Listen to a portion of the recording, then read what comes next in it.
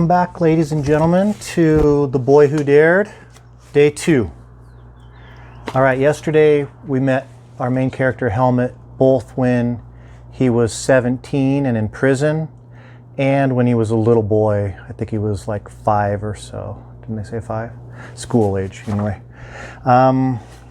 So I'll ask you some questions about Helmet here in a minute, and then we'll get into it. And then there's another video that I'm going to put in here about Plosinski prison. So I'll figure out how to do that. Okay, here we go.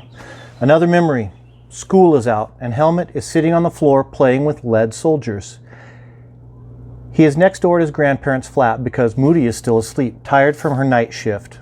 He forms 2 lines with blue-clad French soldiers dug in, side by side, gray-clad Germans attacking mercilessly on the other, just as they had fought on the Western Front during the Great War. Gerhard comes in and squats next to Helmet. "Your right flank is in trouble," he says, pointing. "You can't keep your soldiers in a straight line. You must circle the enemy." Helmet tenses his jaw. He wants to argue with Gerhard. Such a know-it-all he is, but he also sees his brother is right. Gerhard is always right, and so Helmet moves a handful of Germans to protect the right flank. Gerhard nods in approval. "That's better. You can't think in straight lines, not if you want to win." Gerhard plops down on the stiff flat sofa and cracks open his Karl May adventure novel. Helmet crouches over the battlefield. He signals a charge to encircle the French. He imitates the sounds of artillery, exploding grenades, storms of shrapnel. He imagines billows of smoke as the brave German infantry attack with all their might. Their faces are dust-covered, their uniforms tattered. Opa returns from his midday walk with the newspaper he has bought from a stall in the market square. He stands over Helmet. "Who's winning?" "The Germans," says Helmet. "Are the grenade launchers on their way?" Helmet nods vigorously. "Your strategy is working. The French are trapped," says Opa. "As it should have been, my boy. We should never have lost that war." Oma bustles from the kitchen carrying a teapot. The sharp scent of peppermint hovers in the air. Opa sits, flaps open the newspaper, mutters about the headline. "More head cracking," he says. "More fighting between the communists and social democrats. And the Nazis. Each party promises jobs and a stronger economy." "It can't get any worse," asks Oma. "Only if that lunatic Hitler comes into power," says Opa. "That will mean only one thing. War. That warmonger wants to make his mark on history." Oma sits next to Opa and says, "Hitler frightens me. Those crazy eyes of his, and the way he knows exactly how to bring the crowd to hysteria." For a long while, Oma and Opa sit in silence, his hand cupped over hers. Helmet knows they are afraid of Adolf Hitler, the leader of the Nazi Party, but he doesn't understand why they fear a man who wants to fight for Germany and make it better. Helmet rocks back on his heels, looks at his toy soldiers as if he were a soldier. If he were a soldier, he would fight bravely for Germany, just as Hitler fought in the Great War. He knows he would. He wouldn't be afraid. Flashback. Footsteps. A rustling sound at the heavy blue door. Helmet takes a great gulp of air. His heart pounds in his ears. The small latched window slides open. Please God, no, not the executioner. He sees an eye, a nose, half a mouth, half a face. The morning guard. Helmet breathes again. Part of the prisoner's punishment is not knowing his execution date. For a second their eyes meet. The guard pushes a cup of lukewarm malt coffee and a hunk of dry bread through the window. The window snaps shut. Helmet rejoices with relief, gives thanks for the meager breakfast, for living to eat another morning meal. He knows letters have been written on his behalf asking for clemency. Perhaps today will bring the good news.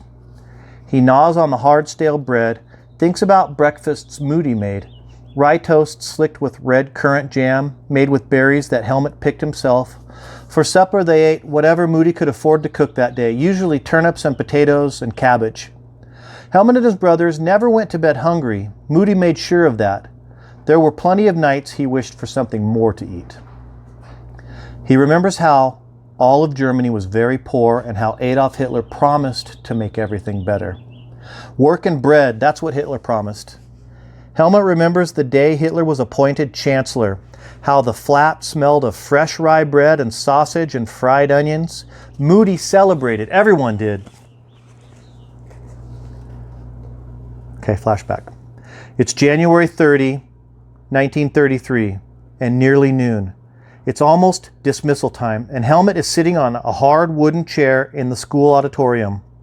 He is waiting for a special radio broadcast, a broadcast so important that the whole school has been gathered to listen.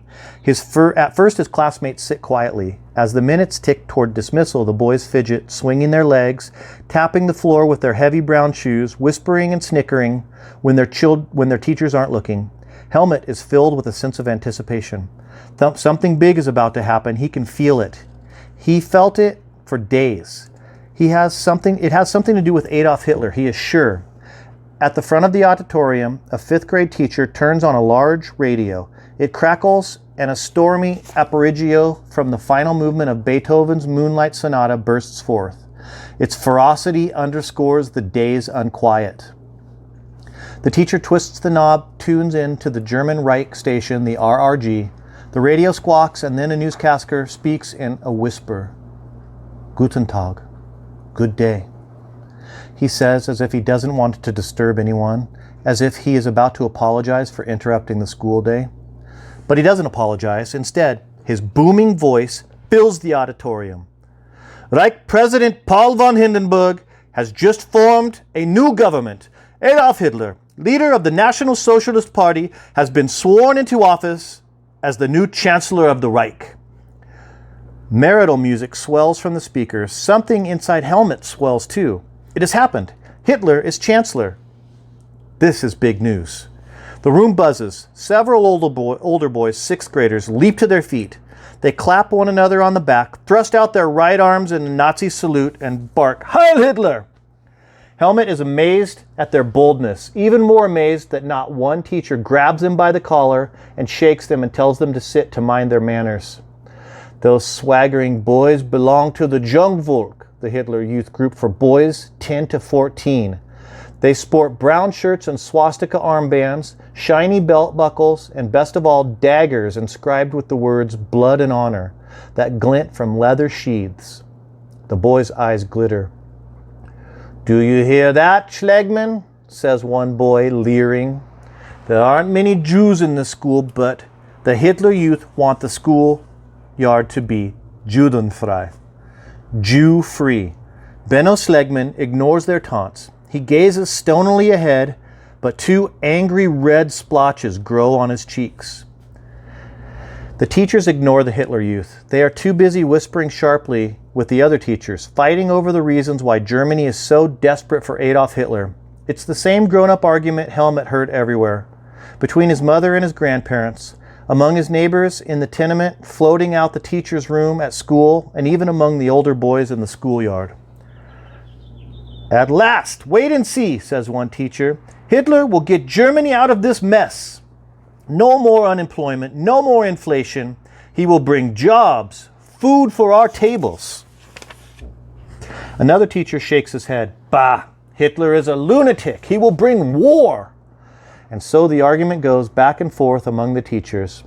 Nonsense, Hitler wants peace, a strong Germany. Wait and see. He will restore our greatness. The problem is that treaty. It's sacrilege. Helmut knows about the treaty at Versailles, the peace agreement that ended the Great War in 1918.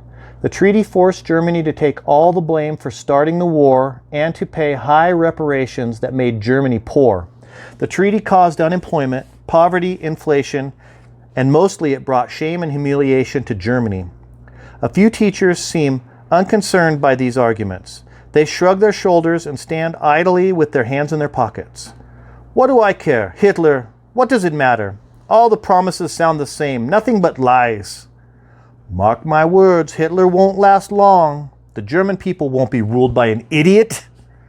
Hitler will be hard on the Jews. I would not want to be a Jew in Germany. Hitler's just huffing and puffing about the Jews. He knows how to play up the patriotism by giving people a common enemy. He makes people afraid. That's what he does. It's bad, the things that can happen when people become afraid. Helmut glances back at Benno Slegman. Helmut doesn't know many Jews besides Benno and Benno's father, who owns a butcher shop. And there's Eder Kottenbach, the baker, who gives Helmut extra apple cake trimmings. Helmut doesn't know why being a Jew is a big deal. Jews are children of Israel, God's first chosen people. That's what the Bible says. And that's what Helmut's church teaches. He's a Mormon and belongs to the Church of Jesus Christ of Latter-day Saints. Mormons believe that people have a right to worship how and where or what they want. It's written right in the 13 Articles of Faith. Article 11 to be exact. Okay, that's it for today. I'll have some assignments for you guys, and I'll see you tomorrow.